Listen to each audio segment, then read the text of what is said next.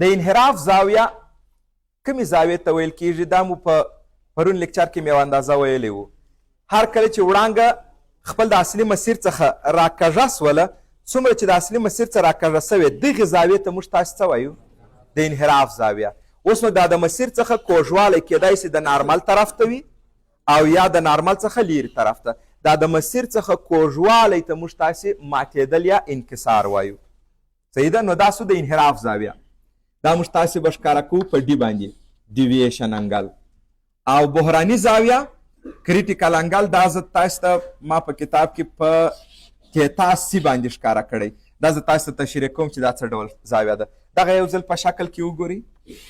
دا یې نارمل او دا یې د دوو محیطونو د جلاوالي سطحه. وړانګه راله په دې زاویې باندې ولګېدل او دا خو په خپل مسیر باندې حرکت کوای نسی. فرض وکړئ دوهمي محیط غلیظ دی، نو دا کم طرف ته رامات سو؟ د نارمل خواته. دغه زاویه خو تاسې پیژنئ چې دا څه شی دی؟ آر. او دا زاویه دغې ته موږ تاسې وایو د انحراف زاویه. او دا د انحراف لفظ موږ تاسې په نور ځای کې هم د وړانګې دپاره په همدې مطلب کار کړی چې خپل د مسیر څخه څومره دا وړانګه دوران وکړي، هغومره زاویې ته موږ تاسې څه وایو؟ د انحراف زاویه. نو دا محیطونه وړانګو ته انحراف هم ورکوي. بلکل همدغه انحراف ته بیا موږ تاسې پر دې سطحه څه لفظ کار کړی؟ ماتېدل. اوس تاسې راته وایاست دا زه څنګه پیدا کولی سم دا زاویه؟ دا په دغه ساده حالاتو کې، په دې حالت کې ته ډي کولی سې پیدا کړې چې د آی او آر توپیر دی، او دا دایم همدا خبره وي. ډي مساوي دی د آی او آر توپیر په یو انکسار کې. مثال په منشور کې چې بیا دوه ځلې انکسار کېږي، زه آخرین انحراف، آخرینه وړانګه څومره انحراف کوي، هغه نو بیا دومره اسانه نسي لاسته راوړلی. آی منفي آر. ګورئ د وارده او د منکسره توپیر ته موږ تاسې څه وایو؟ انحراف. بیا تاسې د وارده څخه د منکسره مقدار تفریق کوي. که چیرې وارده کوچنۍ و منکسره لویه وه، د آر څخه آی منفي کوي. متوجه یاست؟ مطلقه یې ونیسئ، د هر یو څه چې مار یو منفي کوي هغه خالص مقدار یې. او دا به صفر څه وخت وي؟ انحراف. انحراف صفر په دې مطلب چې وړانګه خپل د مسیر څخه نه ده اوښتې. او هغه کم حالت راځي؟ هغه یوازې دا حالت چې آی صفر درجې وي، آر صفر درجې وي. موږ تاسو اوس نو دوې خبرې زده کړې. وړانګه انحراف نه کوي کله چې عمود پر سطحه ولګېږي، یعنې د نارمل سره زاویه څه وي؟ صفر. په هغه حالت کې انحراف نه کوي، په هغه حالت کې انکسار نه کوي. دا و د انحراف د زاویې مسله. توجه ورته کوي بحراني زاویه څه ډول ده؟ بیا د دې مطلب ډیر زیات مهم دی چې زده یې کوي، او ډیر نور عنوانونه چې موږ تاسې وایو د دې په مفهوم پورې بیا تړلې خبرې دي. بحراني زاویه. توجه ورته کوي دا د بحراني زاویې مطلب. بحراني زاویه هم د یو محیط دپاره بیانیږي، او هر محیط یو مشخصه بحراني زاویه لري. دا د بحراني زاویې د بیانولو دپاره موږ تاسې داسې یو کار کوو. فرض وکړئ دا لومړی محیط دی. په هر محیط کې چې وارده وړانګه وي هغه لومړی دی. اوس وارده وړانګه ما دلته په نظر کې، زه دې محیط کې په نظر کې نیسم، بس د هغه محیط څه سو؟ اول محیط، لومړی محیط. او دا محیط وي غلیظ، دا محیط غلیظ وي. او دا محیط دوهم دی، دا رقیق وي. خو زه اوس په درس کې رقیق خدای، زه تاسو ته په درس کې بیخي کم محیط نیسم، هوا. نو اوس چې بحراني موږ تاسې بیانوو، له یوه غلیظ محیط څخه وړانګه غواړي هوا ته داخله سي، له اوبو څخه، له شیشې څخه، له بل هر محیط څخه وړانګه غواړي هوا ته ولاړ سي. اوس هوا کم محیط راځي؟ دوهمي، ځکه منکسره وړانګه په دې کې ده. توجه ورته وکړئ. زه یو نارمل په نظر کې نیسم. دا یو وارده زاویه. دا زاویه څه شي راله؟ وارده. ما د دې نوم کښېښودی آی1. ستاسې په نظر دا نور چې کله په دې محیط کې راغلی، نور چې کله دې محیط کې دی، آیا دا دوه محیط ته چې داخلیږي دا خپل په مسیر همداسې تلای سي؟ نه، نسي تلای. نو څه کوي؟ د نارمل څه لیرې خواته ماتېږي. هوا خو تر ټولو رقیق محیط دی. دا چې د نارمل څه لیرې خواته ماته سوه، دا زاویه اوس څه شي راله؟ منکسره. ومو لیدل؟ دا په دې شکل. اوس زه څه کار کوم وارده زاویه لویوم په مقابل کې منکسره هم څنګه کیږي لویږي وارده لویوم منکسره هم لویږي تر هغه وخته پورې وارده لویوم ګورم چې څه وخت دا د منکسره وړانګه پر دې باندې مماس راځي د جلاوالي پر سطحه باندې څه وخت مماس راځي دقیق سی ورته ګوري اوس مې څه کار وکئ دا مې اول حالت دومره په نظر کې ونیوئ اوس وارده زاویه مو یو څه نورم لویه کړه دا وارده زاویه سوه دا آی دوه راله دا آی دوه څنګه ده اوس دا تر آیه لویه ده دا آی دوه دا ټوله زاویه درته یادوم د نارمل سره دا وړانګه خو هم داسې خپل په مسیر باندې تلای نسي دغه یې مسیر دی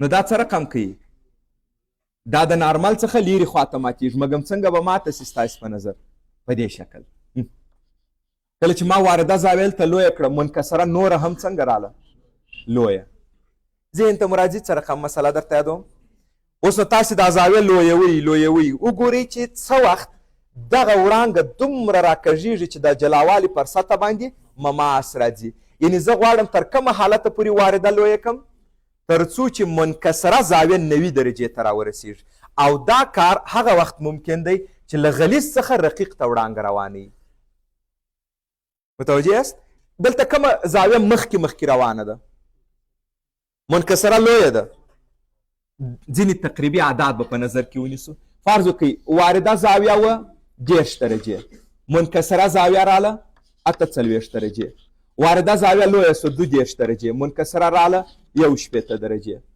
وارده زاویه مو نورم لویه کړله 10 درجې منکسره زاویه راله فرض وکړئ 2 درجې وارده زاویه مو راورسول 18 درجې منکسره راله فرض وکړئ 8 درجې وارده زاویه مو راورسول 40 درجې منکسره زاویه راله فرض وکړئ 2 درجې دا مو 40 درجې ته راورسول دا راورسېدل 8 درجې دا قضیه ستاسې ذهن ته اوس راغله له غلیظ څخه رقیق ته همدا رقم وي وارده کوچنۍ وي منکسرې لویې وي اوس تاسې تصور وکړئ که دغه وغواړئ رسم کړئ څه رقم یو حالت وي که دغه حالت رسم کړو دلته یې زه درته رسم کړم دا یې نارمل ګوري وارده زاویه دا ده دا خو داسې خپل په مسیر باندې تلای نسي انکسار یې وکئ زه دلته دا زاویهګانې ښکاره کوو نه دلته یوازې شمېره ورکوم لومړی وړانګه دې داسې انکسار وکئ دا راله لومړی دا زاویه لویه د نظر دې ته اوس مو دا زاویه لږ څه نورم لویه کړه خو زاویه خو د نارمل سره کتل کېږي دا دوهمي وړانګه دا داسې انکسار وکئ دا سو دوهمي وارده زاویه مو لږ څه نورم زیاته کړه دا یې دریم منکسره زاویه داسې راغله دا یې دریم داستان مو ذهن ته اوس راځي اوس زه دا زاویه لویوم تاسې وینئ چې هلته منکسره دا خو د نارمل سره کتل کېږي دا زاویهګانې دي نه دا زاویهګانې زه تر څه وخته غواړم دا وارده زاویه لویه کړم چې دا منکسره دومره غټه سي چې څو ته راورسېږي پوره 90 درجې سي دا مو نوره هم دا زاویه لویه کړه څلرم دا دومره راغله دا یې څلرم فرض نه وکړئ چې دغه زاویه دغه حالت دی چې موږ 40 درجې کوي منکسره څو ته را رسېدلی 8 اوس چې د دغه څخه وارده لږ څه نورم زیاته کړم منکسره راځي څو 90 وارده مې د دې څخه لږ څه نوره هم زیاته کړه دومره سو وارده زاویه دا چې وارده سوه منکسره بلکل د جلاوالي پر سطحې باندې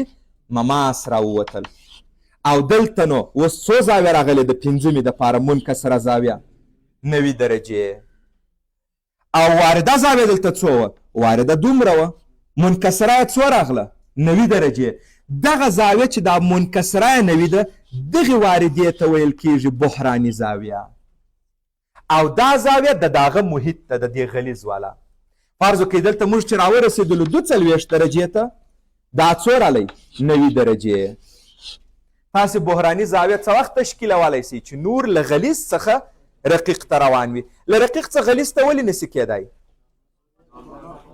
ته که وغواړې دا 90 ته راورسوې دا منکسره نو وارده به څو وي هغه کې خو وارده لویې وي مخکې تر دې چې ته په منکسره کې 90 ته نږدې کېږې شپېتو ته به هم نه یې رسېدلی وخت به هغه وارده به دې 90 ته رسولي نو دا یوازې څه وخت ممکن سو چې کله تاسې له غلیظ محیط څخه رقیق ته ځئ اوس نو څنګه یې تعریفوئ ووایاست زه تاسې ته 2 رقمه تعریفونه اوس نو جوړوم یو اصلي تعریف درته وایم یوې په ریورسالبیلیټۍ باندې بل رقم درته جوړ کړم. بحراني زاویه د یوه محیط لپاره د یوه غلیظ محیط لپاره بحراني زاویه هغه زاویه ده که نور ورباندې وارد کو، یعنی په دغه زاویې باندې وارده وړانګه ونیسو، نو منکسره زاویه به یې 90 درجې تشکیل سي. صحیح ده؟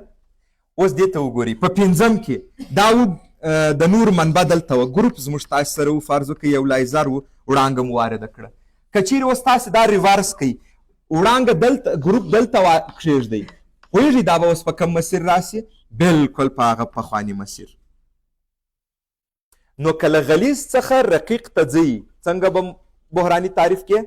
هغه وارده ده چې منکسره یې څو راځي؟ 90.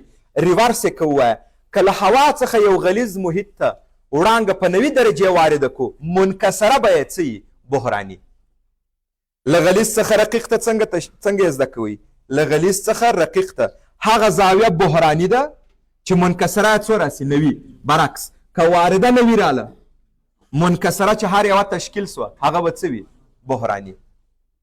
نو اوس که زه دلته تاسو ته دا جدا رسم کم چې دا اړیکه یې درته را پیدا کم، دې ته تصور وکړئ. ګوري دغه زاویه نو اوس په دغه محیط کې څو راله؟ بحراني څو ده؟ 42. که دا زاویه تر بحراني هم یو څه زیاته کړو، څه به وسي؟ دغه بیا موږ تاسې وروسته زده کوو. دا یو جالبه پیښه رامنځته کېږي. اوس خو په دې پوهېږئ چې تر هغه به نور منکسره تر 90 نوره زیاتېدای سي؟ نه، په بحراني کې منکسره څو راله؟ 90 درجې. په 42 کې فرض وکړئ منکسره راله 90. که ما اوس دا 43 نیولی وای څه به سوي وای؟ دا وروسته بیا زده کوو. زه اوس دا رقم درته رسم کړم. دا غلیظ محیط دی، غلیظ محیط، دا نارمل سو، او دا کم محیط درته یادوم؟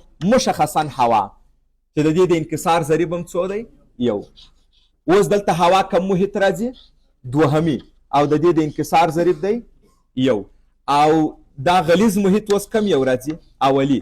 د دې د انکسار ضریب ته به زه څه ووایم؟ n. د انکسار ضریب ته مې n ویل، او د دې د انکسار ضریب څو دی؟ 1. دا ولې اولی رالی؟ ځکه وړانګه په کم محیط کې ده؟ په دغه محیط کې.